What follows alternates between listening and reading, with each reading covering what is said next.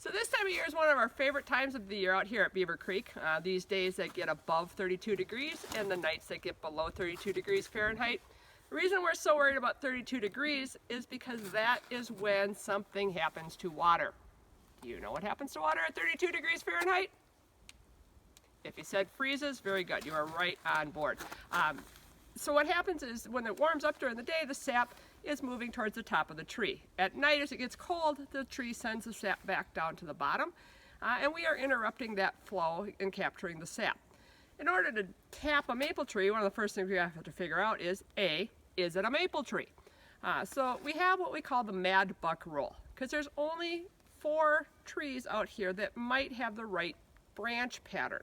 Since the leaves aren't here and most of us aren't really good bark scientists, branch pattern is what we're going to look for. And we're looking for opposite branch patterns. So think about your arms. There's one here, and then directly opposite there's another one. That's what we're looking for. If one branch comes out here and the other one comes out down here, that's alternating. The left side gets a turn, the right side gets a turn. We want opposite. Those 4 trees, remember, it's the mad buck rule. M in mad is for maple. A is for ash. D is for dogwood. And buck is short for buckthorn.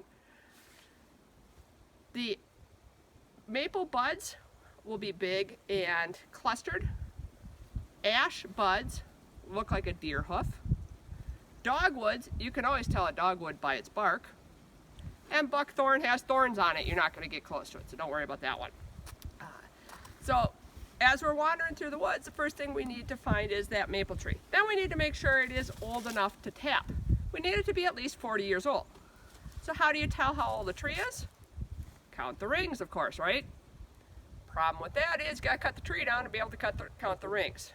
So we have a much better system we can measure, because we know about how big a maple tree, or how fast a maple tree grows.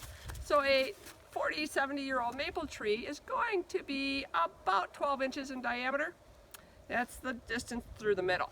There's a special measuring tape that you can use, or you can just borrow some local measuring sticks of your own. I'm going to borrow Easton's measuring sticks here.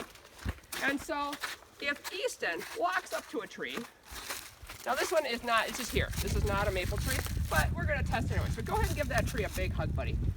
Now can you touch your elbows? He can. Yes. He can touch his elbows. The tree's too small. Needs to not, if he can't touch his elbows, or he can't even touch his hands, that's the size we're looking for. Thanks, bud. And so we need that maple tree. We need it old enough. We're also going to check a few other things once we find the maple trees, all right? So let's go see if we can find a maple tree to tap.